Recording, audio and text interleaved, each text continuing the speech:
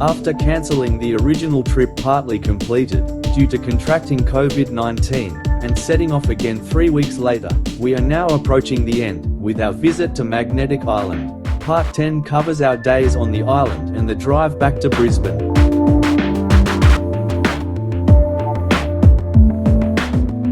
We were early at the ferry terminal, so we're near the front of the loading queue. Boarding was quickly completed. The ferry turned and headed downstream for the crossing.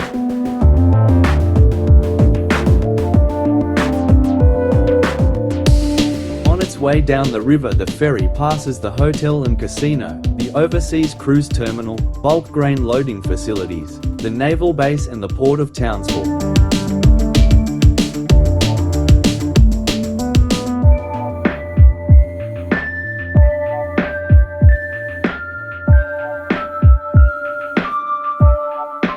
Immediately outside of the harbour, works are underway to reclaim an additional area of the bay for an extension to the port facilities.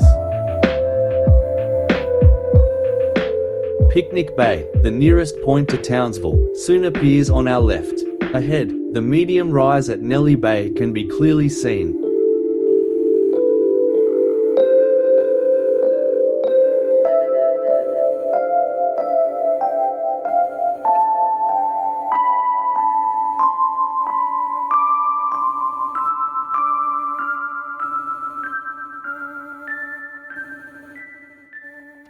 Our accommodation at the Island Leisure Resort is next to the harbour.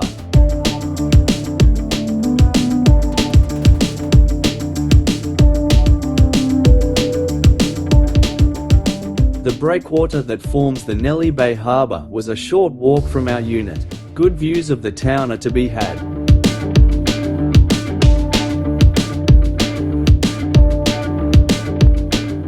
Near the main harbour channel, a display on local history has been built.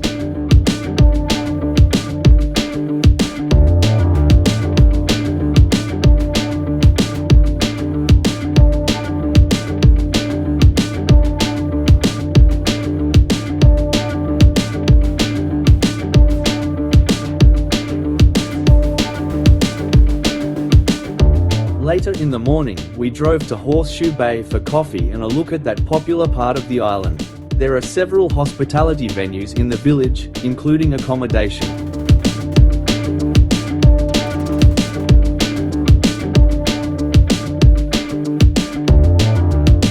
We used our return drive to check on the points of interest along the way, but continued right through to Picnic Bay.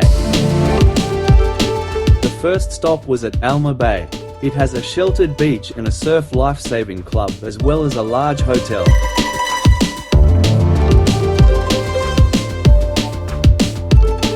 Arcadia is home to the rock wallabies. The viewing area and a launching ramp are a short turn off the main road.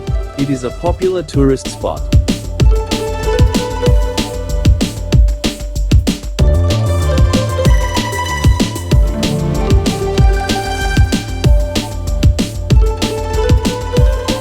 Picnic Bay was used by early Townsville residents as a short boat trip to a good beach. It has the second substantial hotel on the island. Hawking Point, just before Picnic Bay, has a track to a lookout with good views. The access track was steeper than we were prepared to tackle. But the roadside was not a bad substitute.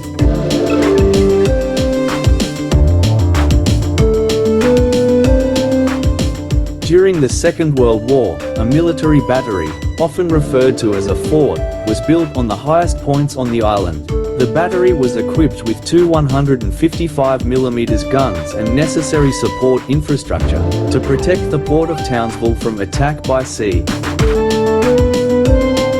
The walking track follows the original construction road with views of the coast at regular intervals.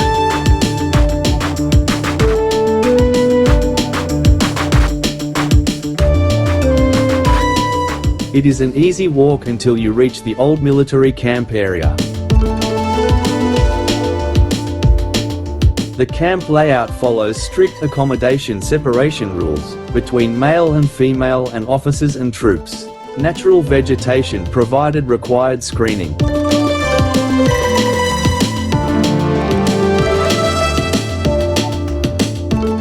Perhaps ocean views made the toil more bearable, but it must have been arduous work getting heavy shells up to the guns. Fortunately for the troops, few shells were fired. A coastal patrol boat, anchored in a bay, was a reminder that threats remained.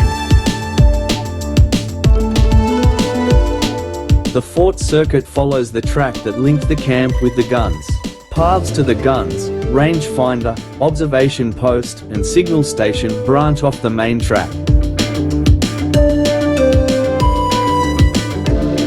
Understandably, the old gun platforms provide excellent viewing positions over the ocean side of the island.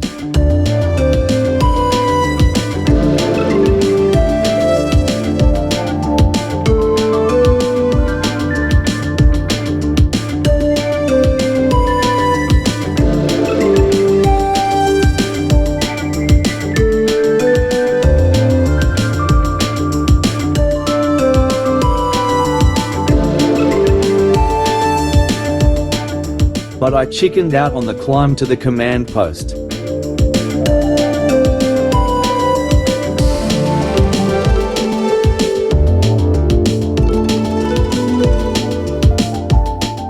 The stone stairway back to camp level was an adventure of its own, steep and no handrails.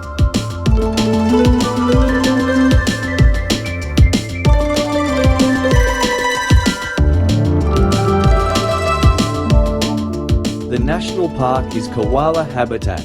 I managed to get a look at a couple of them sleeping near the track.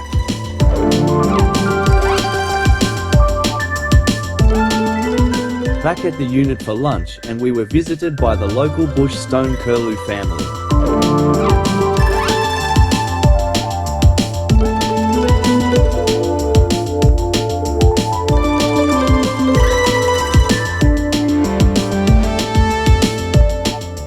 On a return to Horseshoe Bay, on our final afternoon, we found a wetlands area with a colony of magpie geese in residence.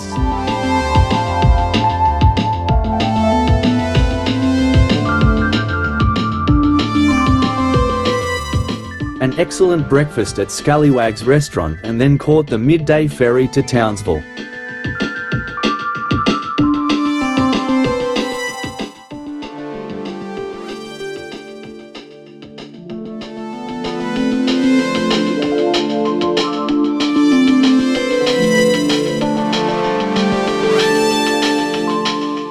We made it to Bowen that night. Next day, Friday, we stopped at Clairview, south of Mackay, for lunch by the sea. While there, we renewed our acquaintance with the very much enlarged and renamed Barracrab Caravan Park and its fishing and crabbing facilities.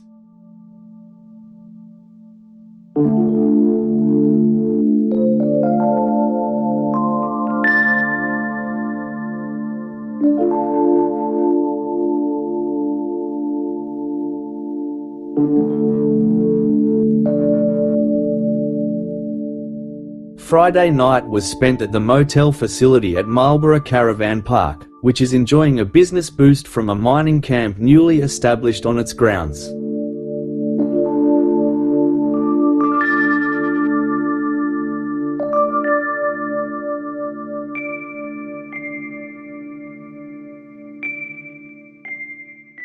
On Saturday, now well on our way home, we called at Lake Mondarin, the waters on the Colin River held back by Fred Haig Dam.